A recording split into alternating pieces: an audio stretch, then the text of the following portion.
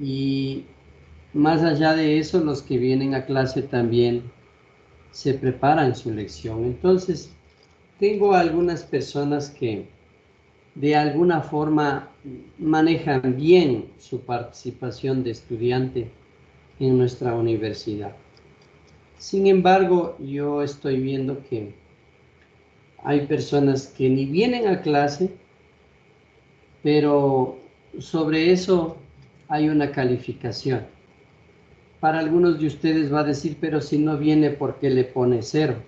Porque no puedo controlar la asistencia, porque hay ley expresa, hay unas disposiciones del Consejo Universitario que determinan que para este ciclo, como para el ciclo anterior, las asistencias no entran al cómputo de, de los estudiantes, pero no es eso.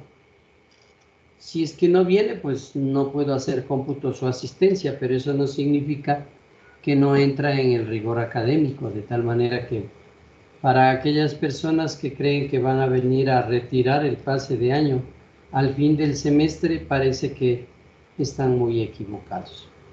Con todo, yo pienso que ya quienes estamos a esta altura del partido somos suficientemente grandecitos para asumir nuestra responsabilidad, de tal manera que eh, yo me dedico a hacer mi trabajo. No creo que ni soy el papá, ni el abuelo, ni el padrastro para dar mensajes de lo que deben hacer.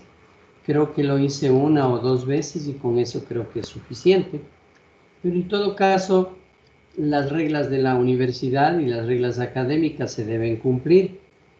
Y yo espero que después de que terminemos el semestre no estén buscándole al doctor Canseco para pedirle favor, porque me parece que a más de ser incumplido y a más de ser irresponsable, ser mendigo también resulta una vergüenza. De tal manera que con esas indicaciones vamos a seguir nuestra clase.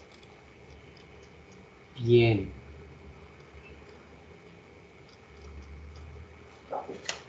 El día de ayer habíamos terminado la clase con el último capítulo de una de las formas extraordinarias de conclusión de un proceso, que es el retiro de la demanda de acuerdo con la norma del artículo 236, y habíamos establecido de que se puede retirar la demanda por varias razones, ¿no?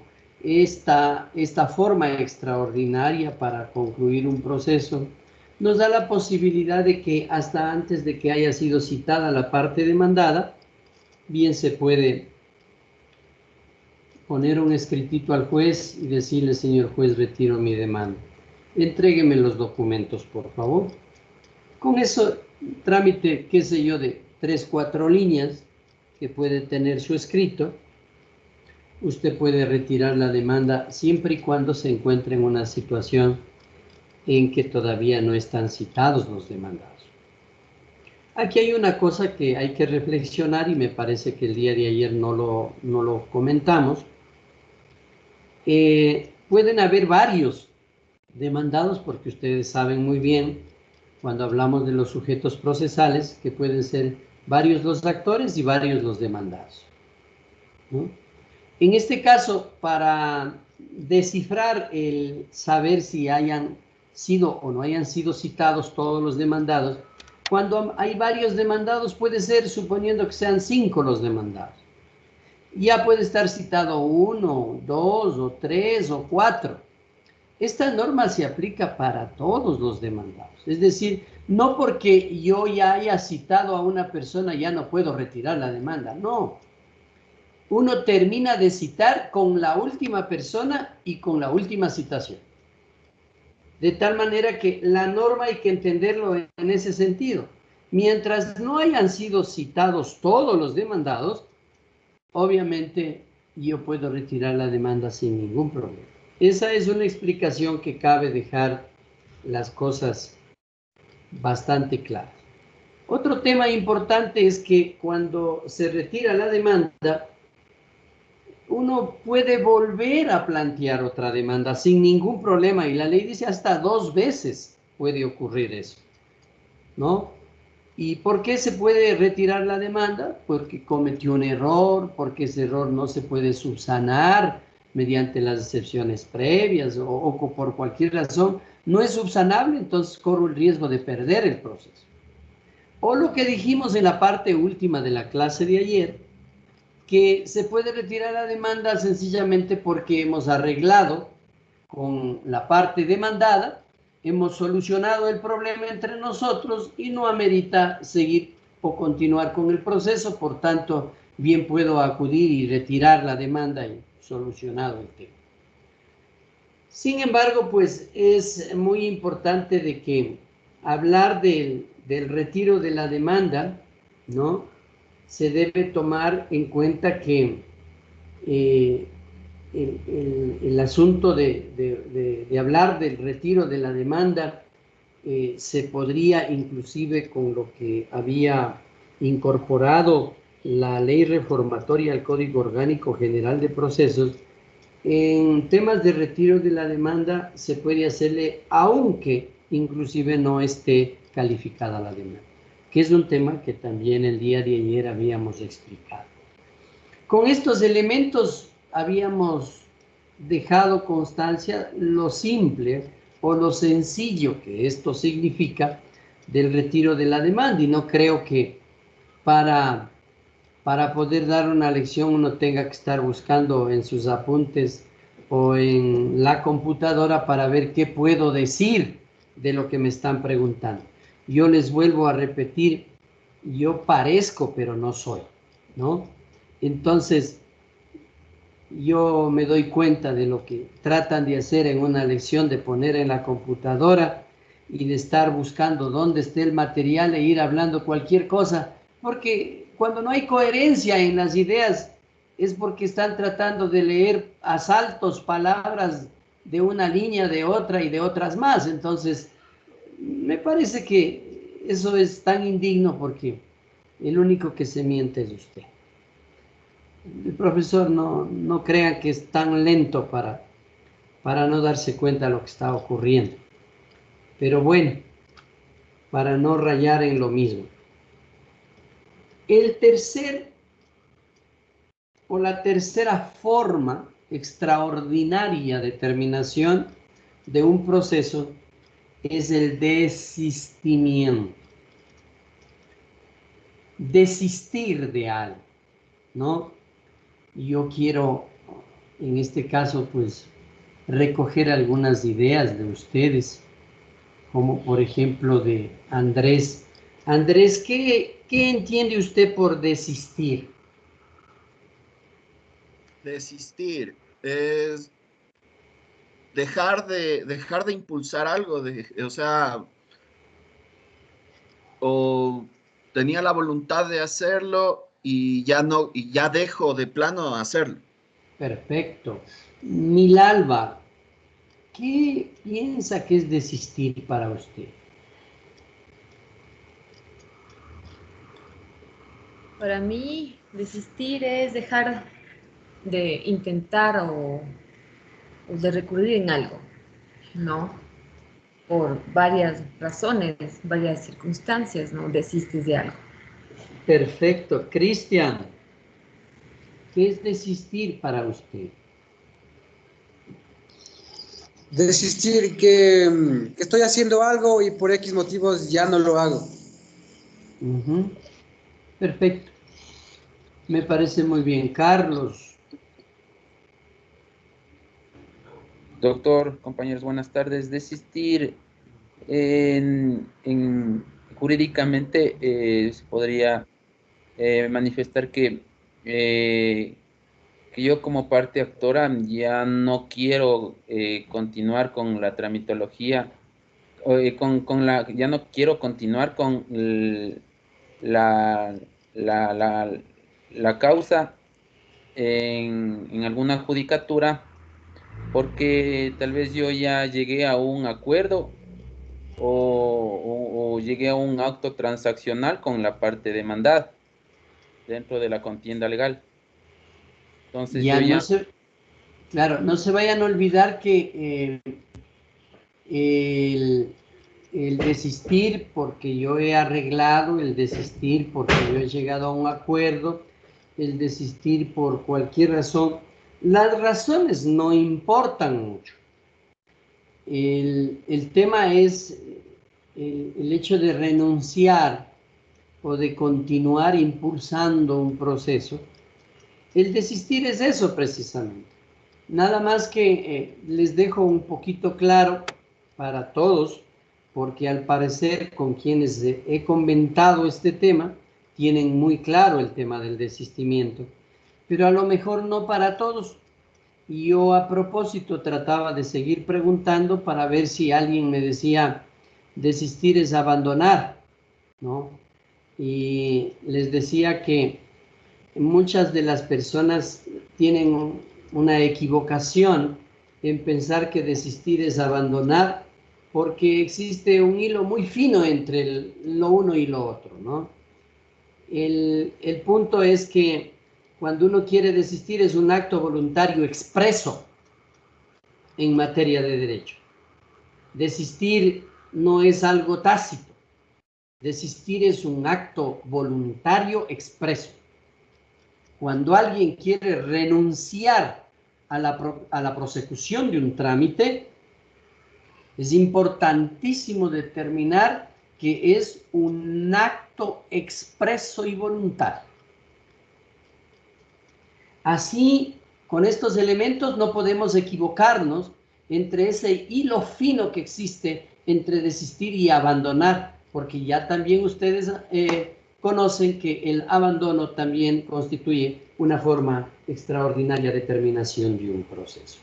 Bien, importante es determinar que en cualquier proceso, en cualquier estado del proceso, ¿se puede desistir? Claro que sí. Obviamente, hasta antes de que se dicte sentencia, pues, sentencia de primera instancia. ¿Por qué razón? Porque con la sentencia ya no se puede desistir. Ya cuando se ha descifrado el derecho a través de una sentencia de primera instancia, ya no tiene sentido entrar con el desistimiento. Además, no se olvide que el desistimiento es una forma extraordinaria de terminación de un proceso. Y las formas extraordinarias de terminación de un proceso son antes de una forma ordinaria. ¿Cuál es la forma ordinaria? La sentencia. De tal manera que cuando ya vemos que se dictó una sentencia, significa que ya has terminado el proceso. Ya hay un pronunciamiento al respecto. De tal suerte que no, uno debe tomar en consideración un poco este particular y la ley también determina que puntualmente el momento o el principio de oportunidad que tiene el desistimiento, ¿no? Y también hay otra cosa importante. Una acción, ¿quién puede desistir? De una acción puede desistir solo el actor, pues. Ese es otro tema muy particular, porque usted no va a pensar, pues, que el demandado va a decir, vea, yo desisto de este juicio, porque él es el que contestó la demanda. No, esta es otra particularidad que tiene el desistimiento. El desistimiento de la acción es propio del actor. No así en el desistimiento que le puede corresponder al actor o al demandado, es exclusivamente para los recursos. Es decir, si a una de las partes no le gustó la sentencia y alguien puede o quiere desistir, puede desistir del recurso una vez que apeló, ¿cierto? Pero los efectos son distintos. El desistimiento del actor de una acción es terminar el proceso. En cambio, el desistimiento de un recurso es dejarle vigente y válido la resolución o la sentencia dictada por el juez. Entonces, hay cosas muy importantes que analizar en el tema del desistimiento. No sé, ¿alguien me tiene alzado la mano? ¿Quién?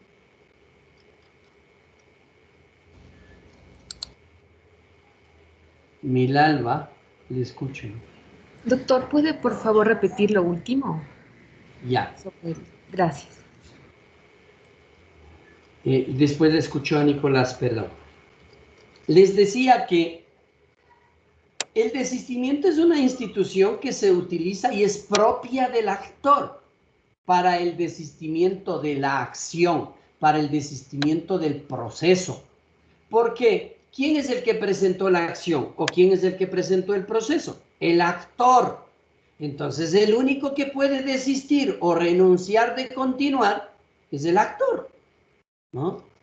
Esto no es para el demandado, pero sí es para el actor y para el demandado cuando se presenta un recurso.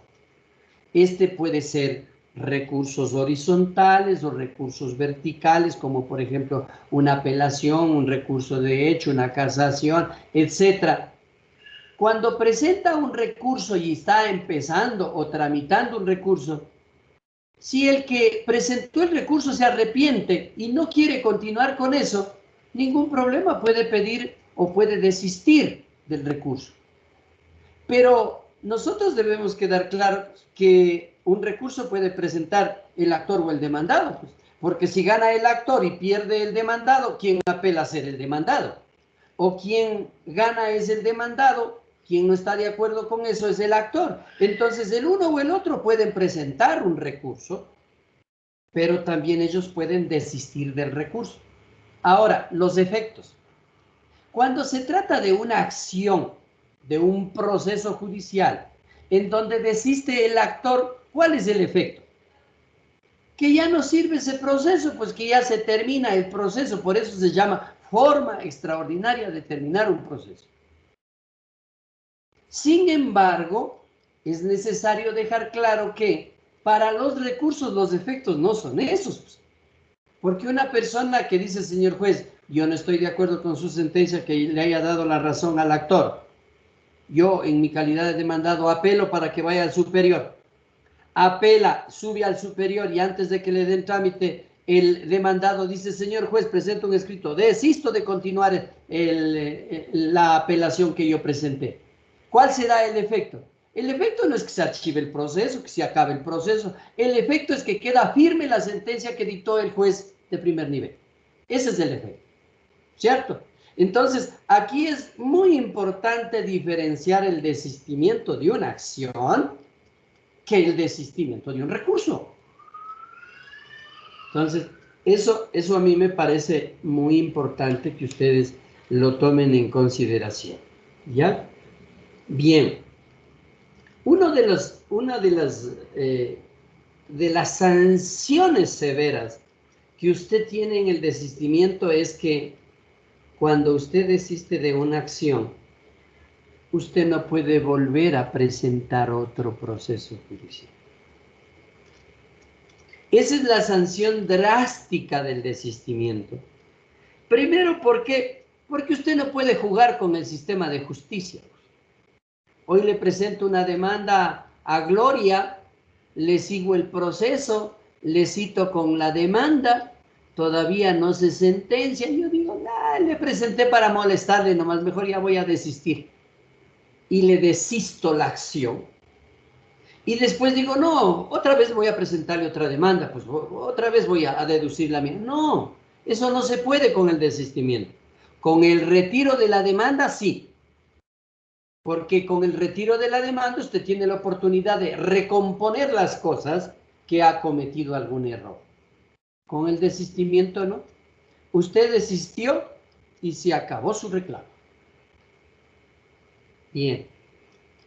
Alguien va a decir, doctor, pero supóngase que ya desiste, ya llega a un acuerdo con una persona que es el demandado, Y el demandado le dice, ve, Cristian, nosotros amigos, compañeros, ¿cómo vas a hacer eso? Yo te voy a pagar, ¿qué te parece? Lleguemos a un acuerdo, yo te debo 10,000, este rato te voy a pagar 4, te debo 6. Los 6 te voy a ir pagando mensualmente día 1,000.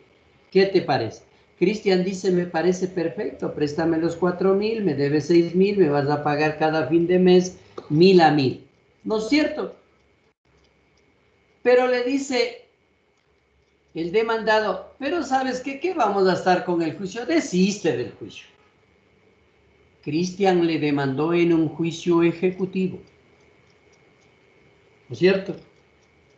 Si Cristian desiste del proceso creyendo en la palabra de su deudor, y después de eso le pagó los 4,000, pero no le paga más las cuotas de a 1,000 que quedaron, él ya no puede volver a plantear la acción, pues. Ya la acción ejecutiva se le acabó. Entonces, bajo esas circunstancias, es importante que nosotros señalemos de que el desistimiento es muy importante tomar en consideración de que bajo la norma del artículo 239 del COGEB, en su numeral último, numeral 4, usted tiene una norma que le establece que el desistimiento condicional, ¿qué significa esto? Que obviamente en el mismo caso que les estoy explicando, el deudor de Cristian le dice, ve, te voy a pagar los 4,000, te voy a pagar de 1,000 a 1,000 los $6,000 que te debo, pero desiste de la acción. Usted aquí tiene una solución sumamente importante. Usted le puede decir, pero encantado. Cristian le dice encantado a su deudor, pero hacemos un desistimiento condicional. Y dejo constancia en el desistimiento de que tú de los 10,000 me has pagado 3,000, 4,000, perdón, y por eso desisto y que me vas a pagar de a 1,000, de a 1,000. Si tú no me pagas uno de a 1,000, le renazco al proceso, para que yo no pierda con el desistimiento mi derecho de seguirte accionando. ¿Te parece bien? Sí. Entonces, ahora sí, el desistimiento que voy a presentar es un desistimiento que obliga que este sea suscrito por Cristian, pero también que sea aceptado por su deudor. Solo cuando se desiste por parte del uno y se acepta por parte del otro, es válido el desistimiento condicional. Entonces ya ustedes ven cómo se puede subsanar lo que al inicio el desistimiento tiene un rasgo severo de sanción, de que usted ya no puede volverlo a plantear. Yo prefiero hacer un desistimiento condicional. Y con eso soluciono mi tema. ¿Estamos claros? Rodrigo, le escucho.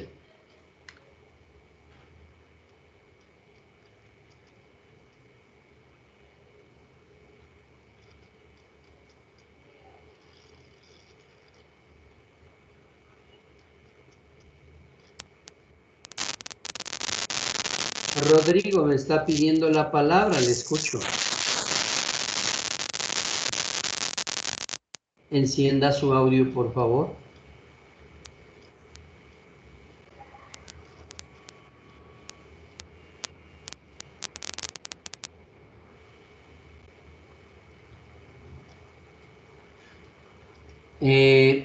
Tengo a Marcos. Sí, doctor, ¿cómo le va? Buenas tardes. Por favor, quería ver cómo es esto del desistimiento condicional. No lo entendí muy bien. Que por favor me Perfecto. aclare. Ya. Le decíamos que primero el desistimiento, cuando una persona desiste de la acción, desiste del proceso, que no quiere seguir y presenta un escrito porque es voluntario y es expreso, después de que le aceptan ese desistimiento, no hay regreso. Es decir, no se puede volver a plantear la acción porque ya perdió ese derecho. Como contraposición a este criterio, les estoy haciendo referencia a lo que dice el numeral cuarto del artículo 239, en donde nos determina que el desistimiento es válido cuando se realiza un desistimiento condicional también. Es decir, yo puedo desistir, pero bajo el esquema de una condición. Y por eso le decía, en el caso del compañero, que en el caso que una persona llegue a un acuerdo, y le ponía el ejemplo de un préstamo económico, el demandado acude donde el actor y le dice, mira, actor, ¿por qué tú planteaste un proceso? ¿Por qué no llegamos mejor a un acuerdo sin necesidad de ir al juicio, sin necesidad de ir a ver a los abogados, etcétera? Lleguemos a un acuerdo, yo te debo 10,000, este rato te traigo $4,000. Y los 6,000 te voy pagando $1,000 mensuales durante 6 meses. ¿Te parece bien? El señor actor del proceso dice, sí, me parece muy bien. Pero el demandado le dice, pero debes desistir de la acción. Si él desiste y el demandado no le paga una de las cuotas de $1,000, él ya no puede volverlo a demandar. Entonces aquí el punto es cómo le reclama. ¿Por qué? Porque el desistimiento, la sanción del desistimiento es drástica, el no poder demandar. Pero si hace un desistimiento condicional y deja constancia de que han arreglado de esta manera y por eso desiste de la causa, pero en el caso de que no le pague alguna de las cuotas de $1,000, otra vez volverá a renacerle al proceso y le pedirá al juez, señor juez, como fue un desistimiento condicionado y no se ha cumplido la condición, tenga la bondad nuevamente de habilitar el proceso y continúe el proceso. Entonces debemos tener en cuenta de que el desistimiento total sin condición es un riesgo y el desistimiento condicional es un tema que amerita una solución posible en el problema futuro que pudiera generar. Es decir, podemos decir que es un acuerdo entre las dos partes, el deudor y el acreedor, ¿verdad? Sí, Y no, digamos no es un acuerdo el condicionado en sí, ¿no es cierto? Ese puede ser un acuerdo, porque ese puede ser uno de los casos, porque pueden haber varios asuntos condicionados, sea porque hay acuerdo o porque no, pero aquí el tema es que la condición es la que cuenta. se Si elimina de la cumple, acción. claro, Si, por ejemplo, se debía $2,500, ¿verdad? 5 cuotas de 500. Y, bueno, le dice la parte acreedora, le dice, me tienes que pagar cada mes los 500 y luego no paga menos, digamos. Ahí vuelve a renacer, en este caso, lo que es el proceso. exacto, el proceso renace y continúa. No así si no hiciera el desistimiento condicional e hiciera un desistimiento común. Con ese ya no puede volver a renacer el proceso. Ahí se acaba. Es más, ni siquiera puede volver a plantear una acción. ¿Por qué? Listo. Porque esa es la sanción severa que existe. Cintia. Doctor, respecto de esto del desistimiento condicional, si hablemos de un caso en concreto, estamos tratando de cobrar una deuda que aún no ha llegado a juicio, ¿no? Entonces no se ha demostrado que existe la deuda. Y llegan a este acuerdo entre las partes, ¿no? Y el actor desiste condicionalmente. Si no se cumple y vuelve a reactivar el proceso, ¿existe la posibilidad de que este acuerdo que se hizo antes para el desistimiento sirva de prueba para demostrar la existencia de esta deuda que, como continúa el proceso, debería llegar a juicio? A ver, primero, Cintia, no puede haber un desistimiento sin proceso judicial.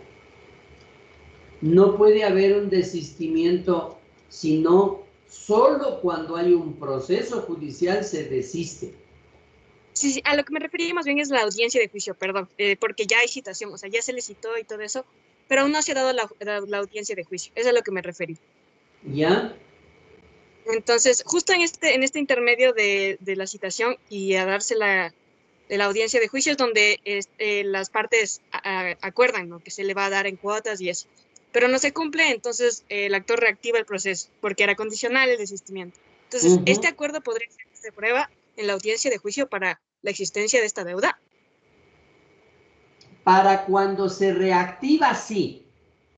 Exacto. Porque, Sí, justo porque sería una prueba nueva. Siempre Gracias. y cuando se cumplan los requisitos de la prueba nueva, ¿no es cierto? Que es hasta antes del señalamiento de la audiencia de juicio de la audiencia única. Bien, Alex. Disculpe, doctor. En el caso de que una persona haya iniciado un proceso esté en un proceso de pensión alimenticia y se haya llegado a un acuerdo, en este caso de mediación, mediante mediación, en este caso, el acta de mediación serviría como un desistimiento, el juez lo vería como un desistimiento o un abandono del proceso. No. El acta de mediación entra al proceso de alimentos, porque esa es la sentencia.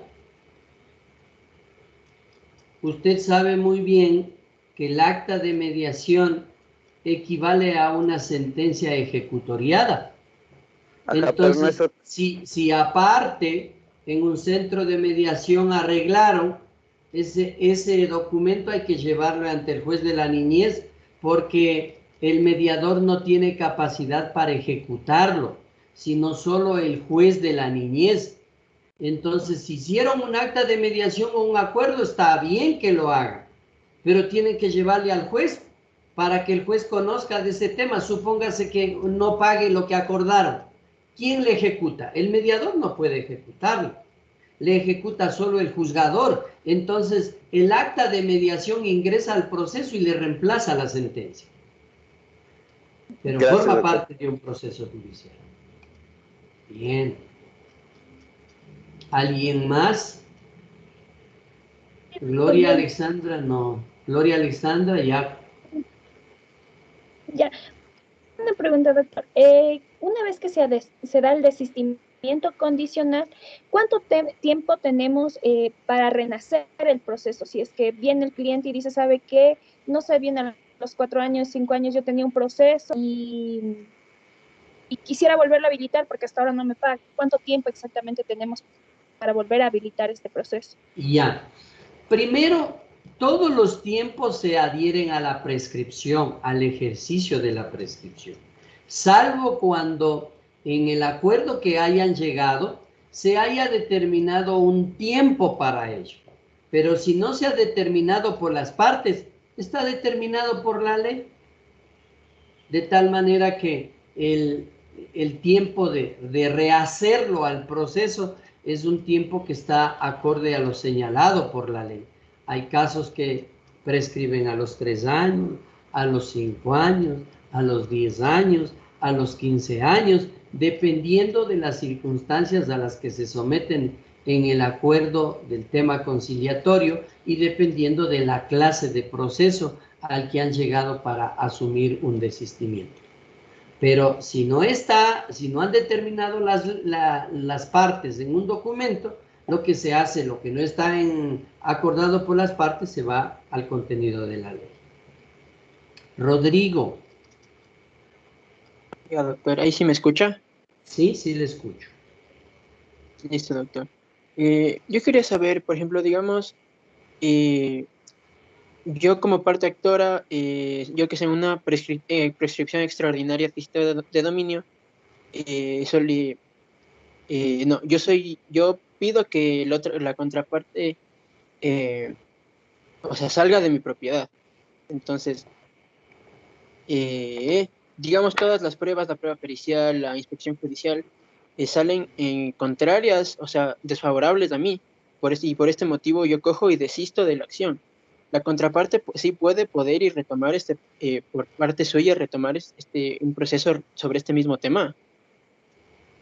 A ver, cuando hablamos de la contraparte estamos hablando del demandado, porque usted me está diciendo que si no le favorecen las pruebas que hayan sido practicadas por el actor, la vía es desistir, pero la persona que hace eso sabe muy bien que ya no le puede volver a plantear. Entonces, el demandado no es que él va a plantear, no va a seguir el juicio porque usted desiste. Y ya vamos a ver más adelante, hay reglas que se establecen que se puede desistir algunas acciones y otras no se las puede desistir, como por ejemplo en el caso de los alimentos. Los alimentos, una mamá no puede desistir y decir, eso existía en el Código de Menores hace muchos años atrás, porque, y vale la pena llegar un poco al tema, porque a veces el papá de los guaguas, digo yo, cuando le demandaba alimentos la mamá, el papá aparecía medio de repente a sonreírle a la mamá y le invitaba a comer y le llevaba un cafecito y le decía mi hijita y le decía mi amor y le daba unos besitos y estaba feliz la mamá. Y cuando estaba feliz le cogía de ese lado y le decía, ¿por qué has demandado alimentos? Yo te voy a dar de aquí. Si es que tú me crees en mí, ¿me crees en mí o no me crees en mí? Pero claro, después de que le afanó y le adornó con palabras bonitas, ya la señora se doblegó, pues. Más aún otros iban por otro lado más eficaz, entonces dentro de las sábanas le hacía asegurar que iba a desistir. Entonces las mamitas felices por ese acto repentino de amor, al siguiente día iba a desistir. Y claro, y los alimentos del guagua, y nosotros decíamos en serio y en broma, decíamos la mamá bien comida y el guagua no, corría a desistir y le favorecía al papá. Esas cosas en el derecho han venido evolucionando y se ha cambiado. La mamá es una representante legal, pero no le sirve esa representación para desistir. La persona que reclama alimentos para un menor jamás puede desistir. ¿Por qué? Porque estos ahora son derechos constitucionalmente irrenunciables. Entonces ya vamos a ver más adelante cuáles son los derechos que no se pueden renunciar por el tema del desistimiento. Solo permítanme avanzar. Gracias. Cuando el juzgador recibe el desistimiento, él tiene que limitarse a examinar si el desistimiento por la naturaleza de ese proceso cabe o no cabe renunciar a ese derecho, ¿no? Y obviamente, por eso es muy importante determinar que no se puede, hay que tener cuidado con que el desistimiento vaya a afectar a los derechos de las partes procesales o a los derechos de terceros, inclusive de terceros. Les voy a poner un ejemplo porque alguien ya me va a decir, ¿y cómo es que se hace un desistimiento violentando derechos de terceros? Sencillo. A veces entre actor y demandado se demanda el pago de una obligación. El demandado le cita y comparece el demandado. Pero obviamente, mientras está el demandado, nosotros ya hemos aprendido la institución de las tercerías y saben muy bien la oportunidad de cuándo a cuándo se presenta una tercería. ¿Qué tal que en un proceso se presentó una tercería? Y el actor le dice al demandado, oye demandado, yo te voy a pagar lo que yo te debo. Lleguemos a un arreglo, yo voy a desistir de la causa, perdón, le dice el demandado, pero porque yo le debo al tercero también y yo a este no le quiero pagar. ¿Sabes qué? Acéptame este tema, ya te pago a ti, tú no vayas a decir nada, pero desiste de la acción. Entonces el actor bien asegurado, si desiste él, ¿a quién le afecta? Al tercero, porque el tercerista ya llegó al proceso a reclamar sus derechos. Entonces, mire cómo un desistimiento puede afectar a un tercero. Para evitar esto, el juez siempre que le desisten de una acción, él siempre tiene la obligación de examinar la situación del proceso. A ver, ¿quiénes nomás están? El actor, el demandado, si hay terceros, si es alimentos, si es un proceso del Estado, si son derechos irrenunciables. ¿Qué es? Eso le invita al juez para que revise el proceso. Y por eso es que el juzgador, no todo desistimiento es aceptable. Esa es una de las formas por las que obviamente se deben tomar en cuenta. Y por eso en el artículo 238 yo ya algo les había adelantado del desistimiento del recurso o de la instancia. Y eso ya los expliqué, de que una persona que propone un recurso de apelación o de hecho, de casación, cualquier recurso, él puede apelar. Pero una vez que apela, él también puede desistir. Pero ¿cuál es el efecto cuando se desiste? Es que se vuelve firme el fallo que apelé. No así cuando estamos hablando desde el 237, que es el desistimiento de la pretensión. Cuando se desiste de la pretensión, en cambio ya se archiva la pretensión, ya queda sin efecto y hemos conseguido una forma extraordinaria de terminar un proceso. Entonces nosotros decimos, ¿es una forma extraordinaria de terminar un proceso el desistimiento? Sí, pero del desistimiento de la pretensión. ¿Es una forma extraordinaria de terminar un proceso respecto del recurso o de los recursos? También, porque al final termina el proceso de la instancia. Ya no necesito estar tramitando una apelación, ya no necesito estar tramitando una casación, tramitando un recurso de hecho, ya terminó el proceso de la instancia o la pretensión de la instancia. Entonces, en los dos casos, uno logra conseguir la forma extraordinaria de terminarle al proceso. Carlos.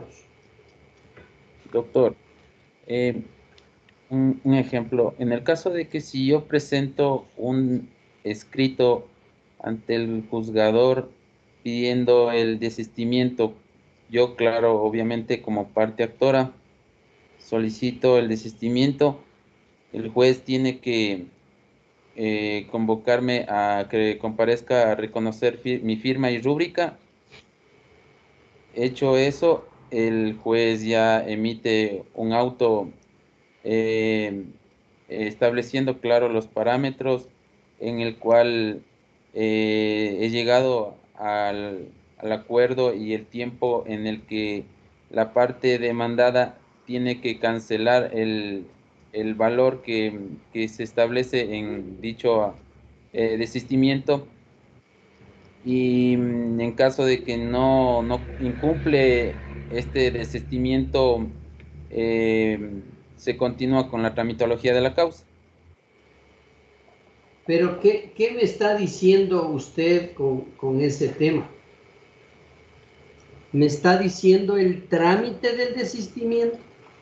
Ajá, sí, doctor. Bueno, pero todavía no llegamos al trámite. Esa es la tramitación del desistimiento. Pero todavía no estamos llegando allá, estamos hablando de lo que significa el desistimiento de una pretensión. En segundo lugar, de lo que significa el desistimiento como recurso de instancia, que es otra cosa muy distinta. Y ahora pasamos a lo que constituye la validez del desistimiento. Cuando nosotros pasamos a la norma del artículo 239, estamos hablando de cuando el desistimiento es válido, ¿sí? Y ahí es donde entramos a una parte de lo que usted menciona. El desistimiento es válido solamente cuando se cumplen estos condicionamientos de la norma del artículo 239. Y por eso es importante que cada uno de ellos lo examinemos cuando decimos. Primero, ya alguno de ellos ya lo mencionamos. El desistimiento debe ser voluntario y hecho por una persona capaz. Cuando hablamos de una persona capaz, nosotros debemos hablar de dos clases de capacidades. De la capacidad que tiene el Código Civil y también de la capacidad procesal. ¿Recuerdan ustedes que habíamos hablado de la capacidad procesal? Y decíamos, miren, una cosa es la capacidad, ¿sí? La capacidad según el Código Civil. Entonces, ¿quiénes son los capaces según el Código Civil? Eso es una cosa que lo aprendimos ya en el Código Civil, cuando ustedes trataron Código Civil y uno aprende a identificar a los incapaces, cuando se determina una regla que dice quiénes son incapaces porque todos los demás son capaces. Así uno aprende la regla del Código Civil. Y también habíamos aprendido el tema de los sujetos del proceso a partir de la norma del artículo 30 del COGEP, y habíamos hablado en el 31 respecto de la capacidad procesal. E hicimos una diferencia. Una cosa es la capacidad legal y otra cosa es la capacidad procesal. Eso ya lo aprendimos. Sin embargo, en el artículo 239, respecto de la validez del desistimiento, para que un desistimiento sea válido, se reúnen los siguientes requisitos. Primero, que sea un acto voluntario. Segundo, que obviamente, a más de ser un acto voluntario, haya hecho una persona capaz. En segundo lugar, tenemos que el desistimiento conste en autos. ¿Qué significa? Que haya un escrito, que se haya pedido. Y si es que se hace en audiencia, también que conste en autos, ¿no es cierto? Porque en autos puede constar de manera escrita o también puede constar de manera verbal. Eso significa que conste en autos, que se haya dicho que se quiere desistir o que se ha desistido, ¿sí? Y ahí es donde entramos a lo que dice Carlos. Si yo presento un desistimiento por escrito, debe haber un reconocimiento de firmas y rúbricas. Necesariamente el juez, para poder pronunciarse, se asegura llamándole a la persona que ha desistido para que reconozca firmas y rúbricas. Entonces, cuando se realice el reconocimiento de firmas y rúbricas, estamos frente al hecho de que el desistimiento es válido, ¿no es cierto? Y luego de que reconoce firmas y rúbricas, entonces entra el juez a cumplir su función de aprobar el desistimiento. Entonces el juzgador aprueba el desistimiento respectivo, dejando sin efecto el proceso, disponiendo el archivo de la causa, o si es un recurso, dejando sin efecto el recurso y disponiendo la ejecutoria de la sentencia subida en grado para que se ejecute la sentencia que ya está firme, ¿no es cierto? Y entramos a la última parte que ya conversamos respecto del desistimiento condicional, porque nos dice, si es condicional, ¿sí?, debe constar el consentimiento de la parte contraria, admitiendo el desistimiento. Pero eso ya lo comentamos. Entonces, Carlos lo que se refiere es al procedimiento que le da validez al desistimiento, que esté en la norma del artículo 239. ¿No? Entonces, para que el desistimiento sea válido, ¿qué necesitamos? Que sea un acto voluntario, que se realice una persona capaz, que conste en autos, es decir, que se ingrese esa información, que se reconozca firmas y rúbricas por parte del que ha desistido, que sea aprobado por el juzgador, y solamente si es condicional el desistimiento, que sea también aprobado o admitido o aceptado por la contraparte. Y listo. Así es como funciona el trámite del desistimiento de sencillo. Y cuando entramos nosotros al tema del artículo 240, hablamos de la inhabilidad para desistir. Es decir, hasta este momento hemos visto qué es el desistimiento, cómo se maneja el desistimiento, cuáles son los condicionamientos para el desistimiento, cuáles son los requisitos para validez del desistimiento, y vamos a finalizar esta institución determinando cuándo es inhábil un desistimiento, cuándo no es posible desistir, cuándo prohíbe la ley que hagamos un desistimiento. Y obviamente el artículo 240 nos dice, mire, no puede desistir quien no puede comprometer la causa a un arbitraje. ¿Qué significa esto? Primero, ¿qué es lo que entra a un arbitraje? Lo que se puede acordar, lo que se puede pactar, lo que puede ser motivo de una transacción, lo que puede ser motivo de un acuerdo. Todo lo que es motivo de acuerdo, de transacción, etcétera, que pueda ser comprometido a un arbitraje, también es posible desistir. Entonces, las acciones judiciales que estén de acuerdo con la ley, sujetas de transacción, de acuerdo, de conciliación, de aceptación, etc. Todo eso es posible aceptar, un desistimiento. Pero lo que no entra en eso no es posible desistir.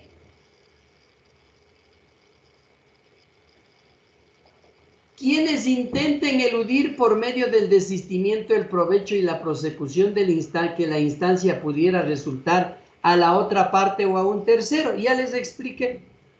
Cuando alguien quiere perjudicar a la otra parte o alguien quiere desistir para perjudicar a un tercero, el desistimiento no sirve.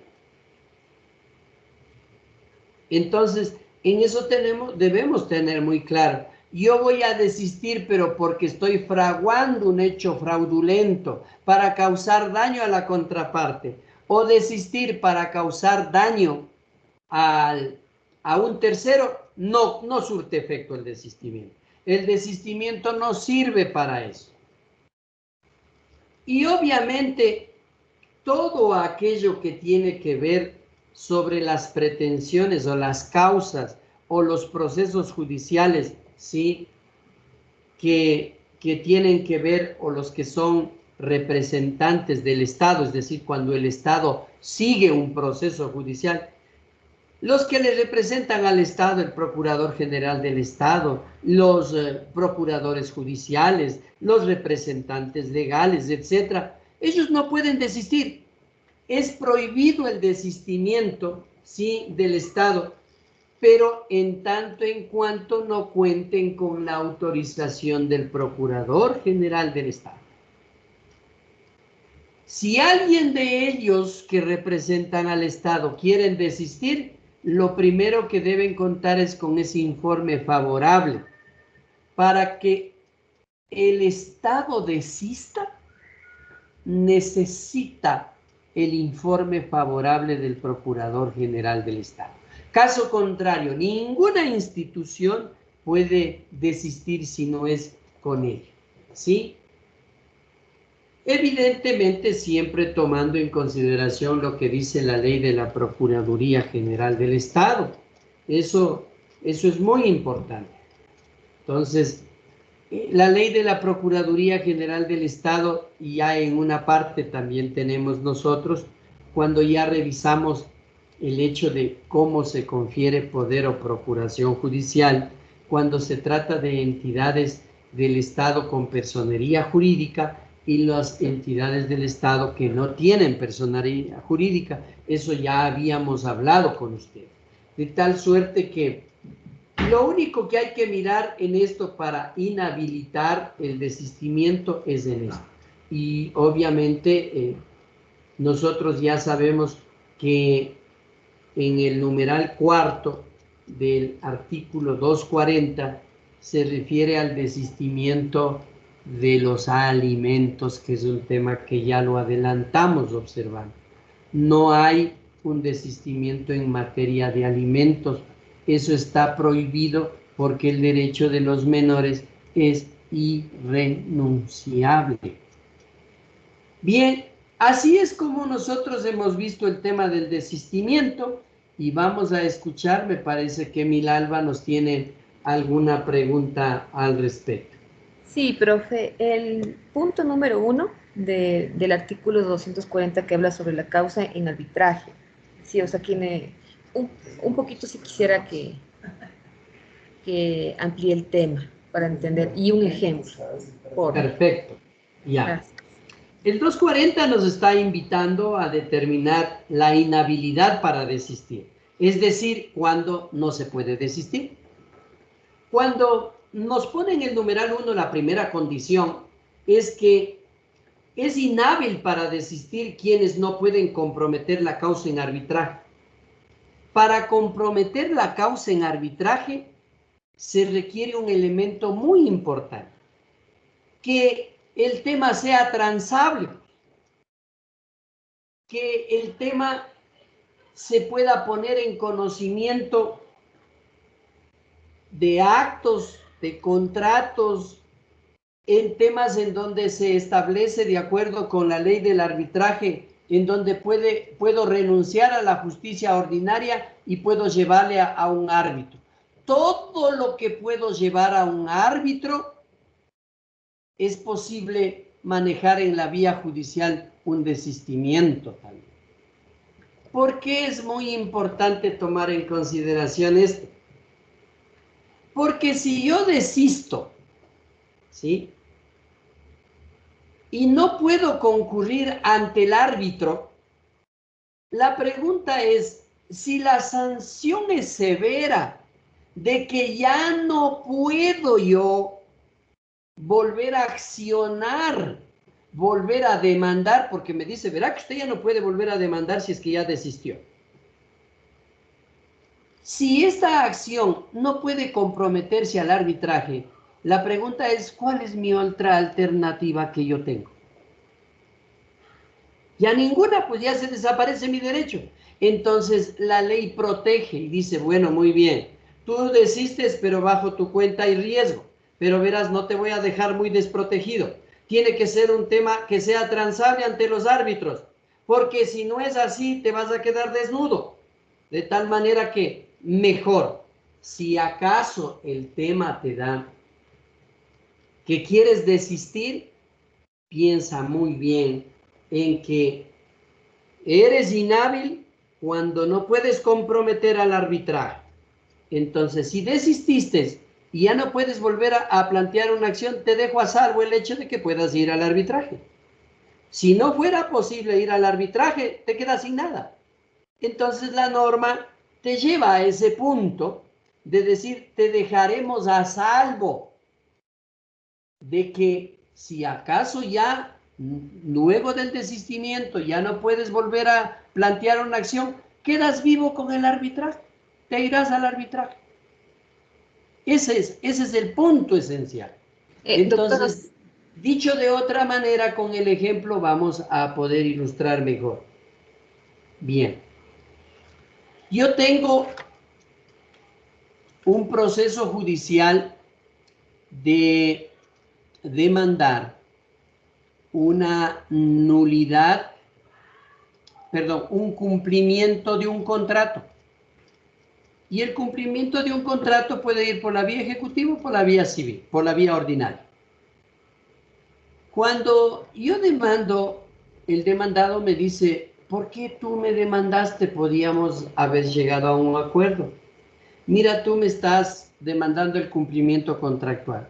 Yo ya tengo gastado casi todo en tu tema. Yo voy a empezar la obra de aquí a un mes. Pero tengo problemas porque también estoy haciendo un préstamo. Con este juicio me estás dando algunos problemas. ¿Por qué no renuncias? Pero yo te aseguro que en un mes inicio tu obra. Y en unos 8 meses te entrego la obra. ¿Qué te parece? ¿Para qué me demandas? Si yo desisto en este momento y no hago un desistimiento condicional, ¿qué pasaría? Que yo ya no puedo volver a demandar, ¿no es cierto?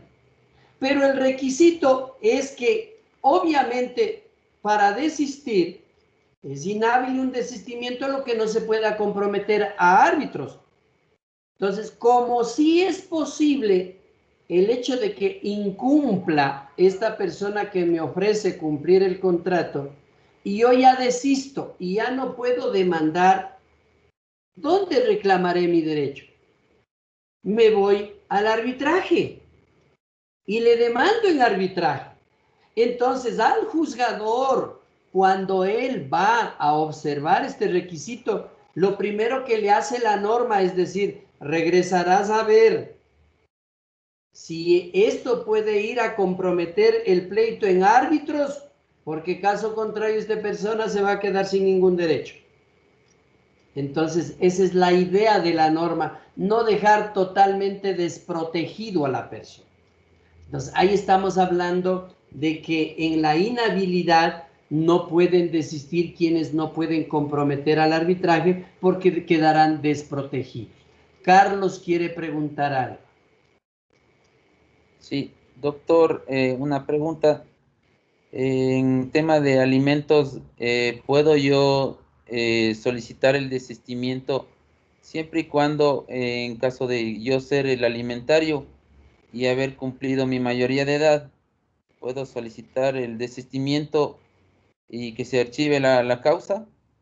No. Si yo ya no me encuentro estudiando. No.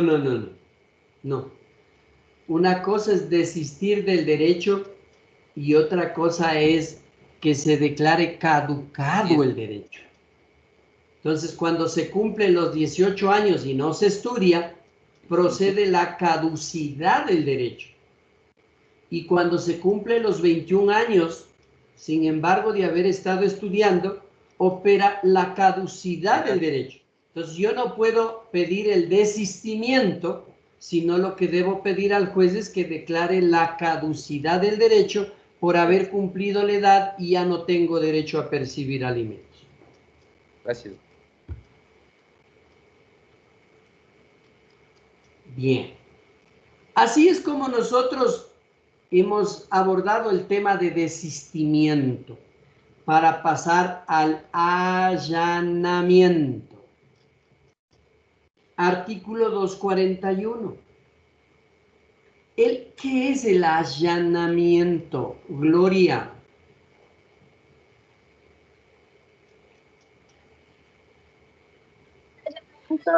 Puede ser que estoy de acuerdo en todo lo que la otra parte me está pidiendo. Entonces yo digo, sí, sí es verdad. Y ya, me allano a lo que la otra parte está pidiendo. Perfecto. Cintia, ¿qué es el allanamiento? Sí, básicamente yo también he entendido que el allanamiento es estar de acuerdo o aceptar todo lo que lo que se dice en la demanda. Oscar Patricio, ¿qué es el allanamiento? Doctor, el allanamiento es aceptar algo que está ahí, pero que, o sea, en el conflicto por lo general allanarse, en el derecho civil, allanarse es aceptar de lo que se le está culpando o acusando. Y en el derecho, bueno, el derecho civil. En el derecho es exactamente eso. Allanarse significa aceptar el contenido de la demanda, aceptar los hechos propuestos en la demanda, estar de acuerdo con los hechos que se han narrado a la demanda. Eso es allanarse, ¿no? Y obviamente aquí entra otra figura. El allanamiento, en cambio, es propio de la parte demandada. No puede allanarse el actor. El allanamiento es propio de la parte demandada. De tal manera, así recuerden ustedes el retiro de la demanda, ¿quién lo debe hacer? ¿No es cierto? En el allanamiento es el demandado el que debe hacer el allanamiento y obviamente el allanamiento es expreso, ¿no? No hay un allanamiento tácito, es absolutamente expreso a las pretensiones que constan de la demanda, ¿no? Y asimismo se debe allanarse en cualquier estado del proceso antes de la sentencia. Porque obviamente tiene una razón de ser antes de la sentencia, ¿no? Si yo me allano antes, no necesita de hacer prueba, no necesita de nada. Sí, dependiendo de las excepciones que también hay en la ley. Pero el objeto de allanarme es alivianar la carga del proceso. Si yo me allano y me dice que obviamente estoy demandando que me debe la cantidad de $6,000 más los intereses legales y más los intereses de mora, y el demandado me dice, sí, es verdad, yo me allano a todo lo que me ha dicho. Eso debe. Vea, ¿para qué continúo con el proceso? ¿Para qué sigo con la audiencia? ¿Para qué sigo con las pruebas? Porque eso sería inútil si ya me está aceptando con el allanamiento. No se olviden esa regla que nosotros conocemos de los hechos que no se deben probar, ¿no es cierto? Los hechos que no se deben probar son aquellos que han sido aceptados por la parte demandada, ¿no es cierto? Aquí el momento que hay un allanamiento se está aceptando. Entonces ya no necesito prueba, pues. Simplemente me aceptan el allanamiento y dictan la sentencia y punto.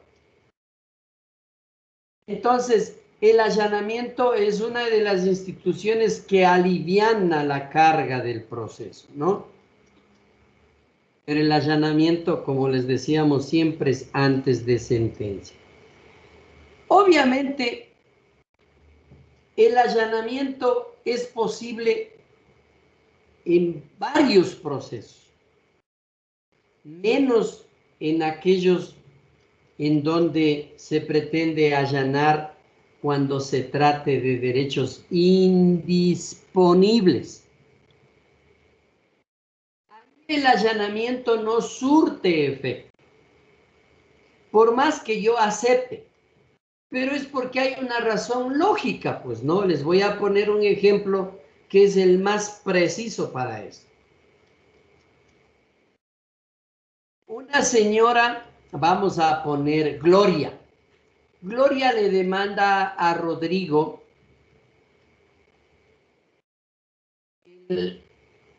la investigación de la paternidad para que se le reconozca que el hijo que tiene Gloria es de Rodrigo. Sucede que Rodrigo se casó con Gloria cuando Gloria ya estaba embarazada, porque Gloria había tenido otra relación, pero Rodrigo, como andaba atrás de Gloria y le amaba sobre todas las cosas, le dijo: ve, no te preocupes, yo seré el papá, yo voy a reconocerlo. Pero Gloria desatinadamente le demanda una paternidad a él,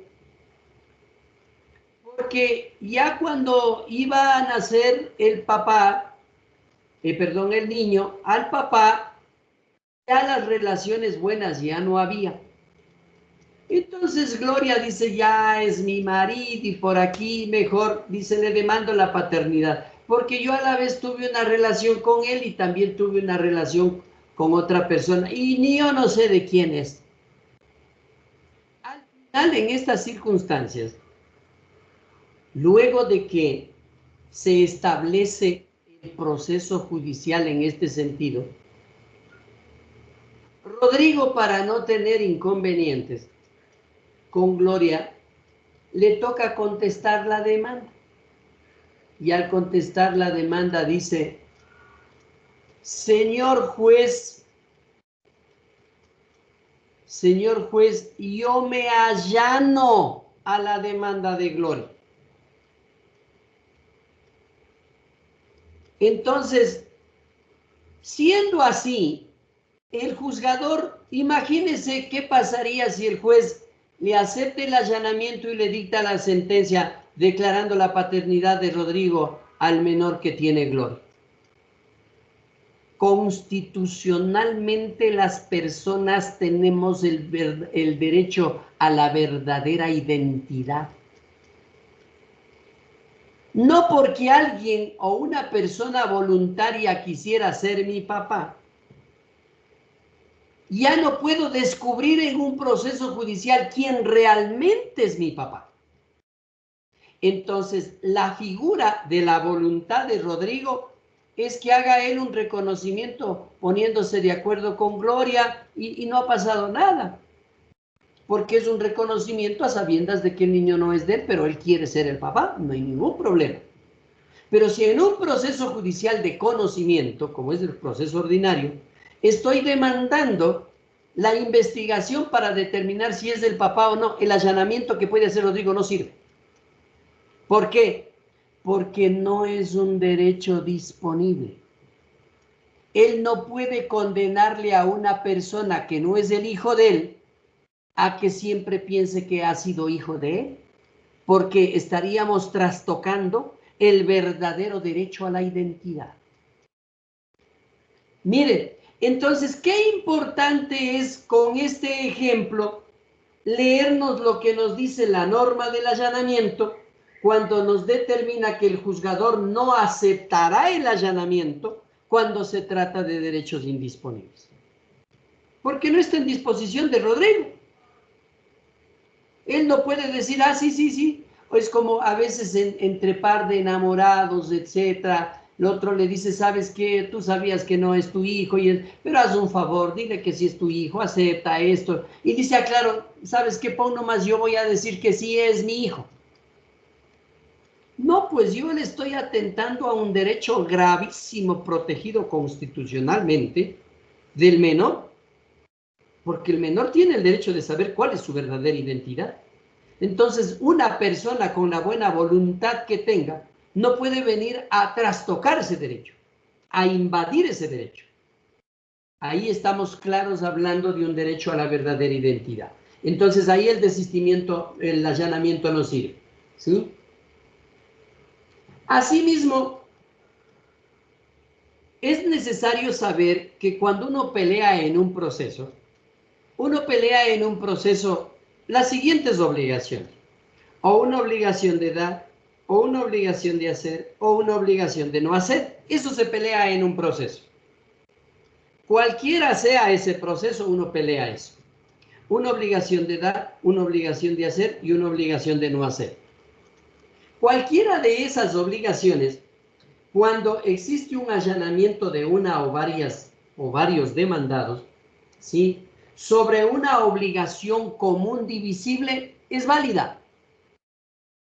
Porque alguien puede desistir de su derecho. Les voy a poner una obligación común divisible, las herencias. ¿Un heredero puede desistir? Sí, sin ningún problema, pero eso no le agrava al derecho, a los derechos de los otros herederos, porque es una obligación común divisible. Pero hay cosas que no se pueden dividir. Entonces, en las obligaciones, sí, que obviamente son indivisibles, el allanamiento tiene que venir de todos. Les voy a poner un ejemplo. Cuando se demanda el pago de una obligación, yo le demando a Milalba, le demando el pago de una obligación de $7,000. Porque Milalba me debe esa obligación mediante una letra de cambio.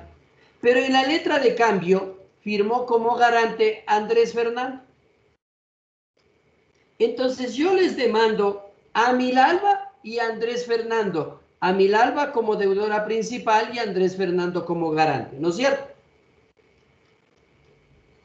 Andrés, si quiere allanarse, ¿él podrá venir a allanarse por la parte de él? ¿Se podrá dividir la obligación de los $7,000? No, eso no es divisible. O lo mismo, si son dos deudores, Milalba con Andrés Fernando han firmado como deudores principales. Milalba quiere decir, yo sí estoy consciente con lo que le debo al doctor Canseco. Y yo digo, yo, señor juez, me allano que sí le debemos por la parte que yo debo. Pero si los dos me deben $7,000, yo no puedo dividir esa obligación diciendo la una me pague y el otro no. Eso es indivisible. Entonces, en las obligaciones indivisibles, el allanamiento debe ser de todos. En las obligaciones divisibles, comunes divisibles, es así, el allanamiento puede ser individual, no pasa nada. Eso es lo que nos explica el inciso segundo del artículo 241. Asimismo, el allanamiento puede ser parcial, el allanamiento puede ser condicional, ¿sí? de tal manera que yo puedo aceptar una cosa y negar otra, como por ejemplo, yo me allano, señor juez, yo sí debo $7,000 y debo los intereses legales también. O debo los intereses de mora también. Pero yo no acepto que le debo los intereses legales. Los de mora sí, los legales no.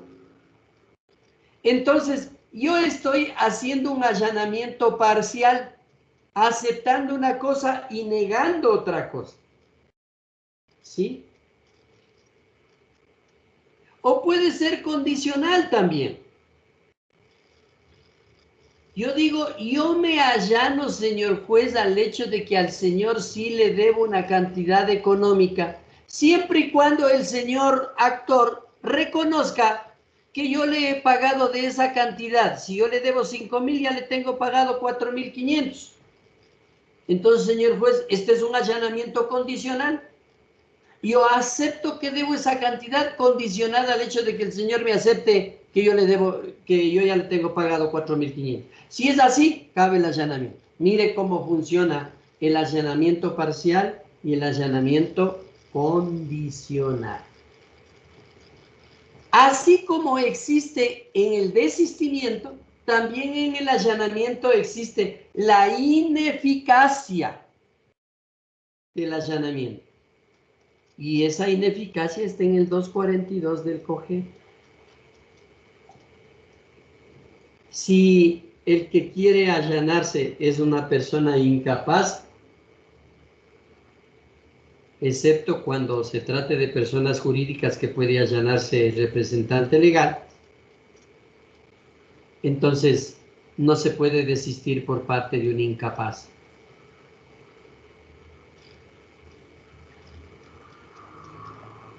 Cuando el derecho no sea susceptible de disposición de las partes.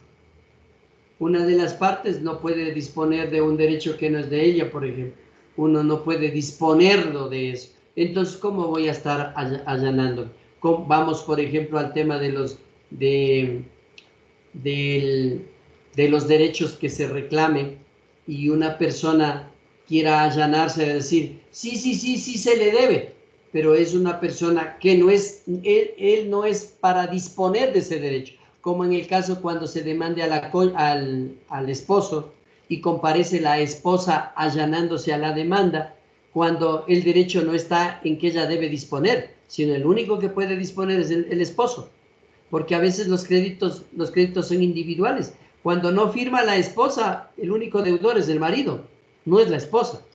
Sin embargo, la esposa, al conocer esta demanda, dice, sí, yo me allano, eso debemos. Pero ese no es un derecho de ella, pues. Ella no es para disponer de ese derecho. Entonces, si no es disponible para esa parte, no se puede allanar. Obviamente, cuando los hechos admitidos no puedan probarse por medio de la declaración de parte. También es importante determinar que hay hechos que no se pueden disponer con declaración de parte. Y en esos casos, el allanamiento no sirve. No se olviden, ya hablamos nosotros sobre la declaración de parte.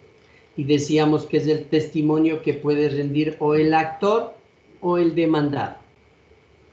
Pero si estos derechos no son o no están a la disposición que ellos puedan rendir una declaración de parte en un proceso, aceptando o negando, ese no es un tema que cabe el allanamiento.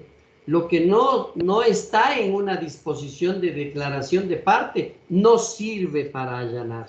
Por lo tanto, o tengo la condición de una parte y puedo allanarme como parte procesal, cabe. Pero si no está en disposición de una declaración de parte, cualquier otra persona no lo puede hacer. Ojo, y ustedes también deben saber que hay disposiciones expresas que determinan que una persona no puede establecer un allanamiento con declaración de parte, ¿no?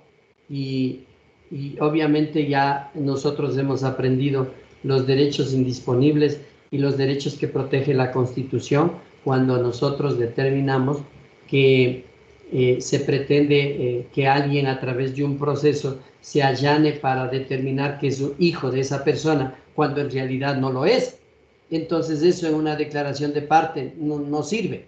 Por esa razón no se tiene argumento para eso. Y finalmente, cuando la sentencia deba producir efectos de cosa juzgada con respecto a terceros.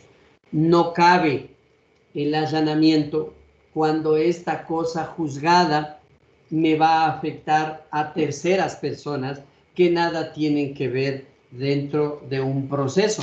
Ahí tampoco cabe el allanamiento, porque cuando yo voy a dictar una sentencia y la dictada la sentencia se vuelve cosa juzgada para el tema de terceras personas que no están dentro del proceso, no me sirve allanarme, ¿no?